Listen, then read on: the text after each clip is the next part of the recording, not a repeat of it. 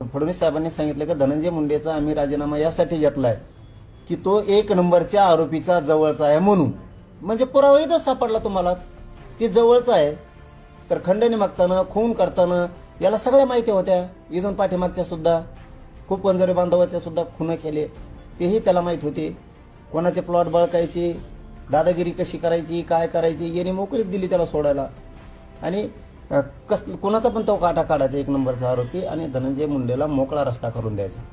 त्यामुळं तुम्ही आणखीन एकदा चौकशी करा फडणवीस साहेब, जाऊ द्या आणखीन एकदा चौकशी करा. पहिली चौकशी त्याची अशी करा धनंजय मुंडेची की 1 नंबरचा आरोपी त्याच्या जवळचा आहे का. दुसरी चौकशी करा धनंजय मुंडेचं कार्यालयाचं कामकाज सगळं 1 नंबरचा आरोपी बघत होता का. त्याची तिसरी चौकशी करा व्यवसायात, उद्योगात धनंजय मुंडेला 1 नंबरचा आरोपी पार्टनर आहे का नाही, करा चौकशी त्याची.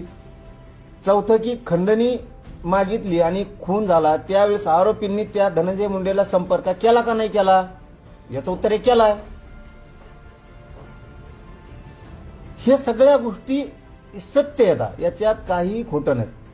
ह्यो खून करत होता आणि तो वाट मोकळी करून द्यायचा, पैसे मागायचा, याला निवडणूक खर्चाला द्यायचा, याला त्या टायमाला गोड लागत होतं. 5वी चौकशी करा त्याची प्रामाणिकपणाने फडणवीस साहेबांनी त्या आवादा कंपनीचं आणि यांची बैठक धनंजय मुंडेच्या सरकारी बंगल्यावर झाली का नाही झाली, त्यावेळेची CDR काढा, त्यावेळेची CCTV फुटेज काढा. अहो हे सगळं सत्य आहे, नाकारू नका. एक गुंड फडणवीस साहेब, एक गुंड सांभाळू नका, तुमचं सरकार बदनाम होत आहे.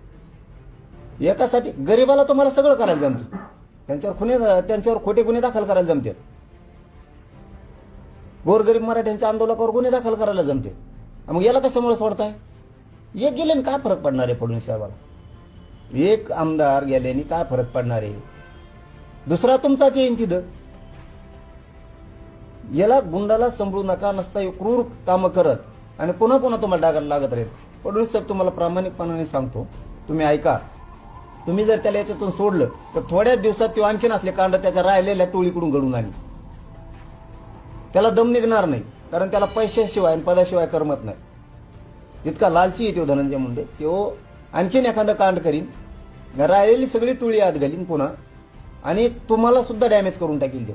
त्याच्यामुळे त्याला आत्ताच 302 मध्ये तो जातोय, तो आहे, त्याला जाऊ द्या. मला आपण दुसऱ्यांदा विनंती करतोय की तुम्हाला जो वाटतंय की तो आढळला नाही, तो त्याच्यातच आहे. पुन्हा एकदा 1 नंबरच्या आरोपीची चौकशी करा. ही प्रॉपर्टी तो कोणासाठी कमवली, खंडण्या कोणासाठी मागितल्या, निवडणुकीत तो ह्यो पैसा धनंजय मुंडेला खून करून वापरायला दिला का नाही दिला. त्याच्या नावाची कोट्यवधीची प्रॉपर्टी ही धनंजय मुंडेची, 100% ही धनंजय मुंडेची आहे. आणि सगळं धनंजय मुंडेचं काम तो बघत होता, कार्यालयाचं कामकाज, व्यवसायाचं पण, आणि तो बऱ्याच ठिकाणी पार्टनर सुद्धा. आता ज्यावेळेस फडणवीस साहेब त्याच्या 1 नंबरच्या आरोपीच्या प्रॉपर्टीवर जप्ती आणतील त्यावेळेस धनंजय मुंडेचा बघा कसा तिळपापड होतोय, कारण ते धनंजय मुंडेच्या प्रॉपर्ट्या त्या जप्त होणंही गरजेचं आहे सगळ्या. आणि व्यवहार यांनी सगळे त्याच्यासाठीच केलेले, 1 नंबरच्या आरोपीनं धनंजय मुंडेसाठी केलेले. धनंजय मुंडे 100% 302 मध्ये हाई म्हणजे हाई, आणि SIT कडे CID कडे तसे पुरावे आहेत. फडणवीस साहेब किती नाही म्हणले तरी आहेत. तुम्ही त्याचा पुनर्तपास करा, किंवा आता तपासणी पुरवणी अहवाल जेव्हा पुरवणी अहवाल येईल त्याच्यात सुद्धा बघा तुम्ही की 100% धनंजय मुंडे तपासात येणार. फक्त त्याला चौकशीला घ्या, त्याला ह्या 5-7 चौकशाला फडणवीस साहेबांनी घ्या. फडणवीस साहेब 100% म्हणतील की खरोखरच धनंजय मुंडे 302 मध्ये आहे. फक्त तुम्ही त्याला तपासाला पुन्हा एकदा घ्या. ओके, धन्यवाद. धनंजय देशमुखांनी असं म्हटलंय की जर देवेंद्र फडणवीसांकडे पुरावे नसतील तर मी त्यांना देतो. पुरावे आहेत, पुन्हा एकदा सांगतो फडणवीस साहेब तुमच्याकडे पुरावे आहेत. तुमच्याच प्रश्नात तुमजवळ एक पुरावा आहे, राहिला आता दुसरा पुरावा. SIT कडे CID कडे पुरावे आहेत धनंजय मुंडेचे, प्रामाणिकपणे सांगतो. आणि ती एक ना एक दिवस उघडे पडणार, एक ना एक दिवस या तपासाचा पुनर्तपास होणार. कधी ना काळी होणार, 5 वर्षांनी होणार, 10 वर्षांनी होणार, 20 वर्षांनी, 50 वर्षांनी पुनर्तपास. संतोष भैया देशमुखांच्या प्रकरणाचा होणार. जिथं जिथं आम्हाला वाटून तुम्ही खुट्या मारल्या, पात्र मारल्या, त्याचा तपास होणार, पुनर्तपास होणार. हे तुम्हाला आजपासूनच सांगून ठेवत होतो आम्ही. पण तुमच्यावरच आमची शंका नाही फडणवीस साहेब. त्याच्यापेक्षा तुम्ही एसआयटीला पुन्हा एकदा सीआयडीला विश्वासात घ्या. प्लीज माझी विनंती आहे फडणवीस साहेबाला, एसआयटीला, सीआयडीला, पोलीस अधिकाऱ्यांना प्रामाणिकपणे एकदा विश्वासात घ्या आणि सागर बंगल्यावर त्यांना एकदा घेऊन फक्त बसा. आणि धनंजय मुंडे त्यात आहे का नाही एकदा खाजगीत विचारा. तुम्हाला शॉट बसन फडणवीस साहेब. इतके पुरावे एसआयटीकडे, सीआयडीकडे आणि पोलिसाकडे. फक्त पोलिसांना विश्वासात घ्या आणि त्यांना आत्मविश्वास द्या.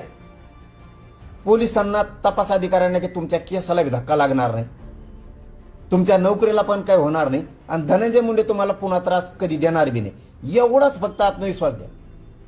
तुमच्याजवळ एसआयटी, सीआयडी आणि बीडचे पोलीस अधिकारी ट्रक भरून ढीग घालतील पुरावेचे. बघा, आमच्या शब्दावर एकदा विश्वास ठेवून बघा फडणवीस साहेब. इतके पुरावे तो एसआयटी आणि सीआयडीकडे पुरावे. दुसरं सगळं कार्यालयाचं कामकाज धनंजय मुंडेचं, तो 1 नंबरचा आरोपी बघत होता. तो प्रत्येक व्यवसायात त्याला पार्टनर आहे. त्या सगळ्या प्रॉपर्ट्या धनंजय मुंडेच्या आहेत. जेवढे खुनं केले आतापर्यंत त्यांनी, जेवढ्या या 25 वर्षात खंडाण्या मागितल्यात, हे सगळे पैसे त्यांनी धनंजय मुंडेला दिलेले. 25 वर्षात जर धनंजय मुंडेचे सीडीआर काढले त्या दोघांचे, आरोपीचे आणि त्याचे, तर तुम्हाला 25 ते 30 वेळेस 30 शोधून दाखल करावं लागते त्याच्यात आणि 30-40 वेळेस फाशी द्यावा लागेल त्याला. इतके पुरावे.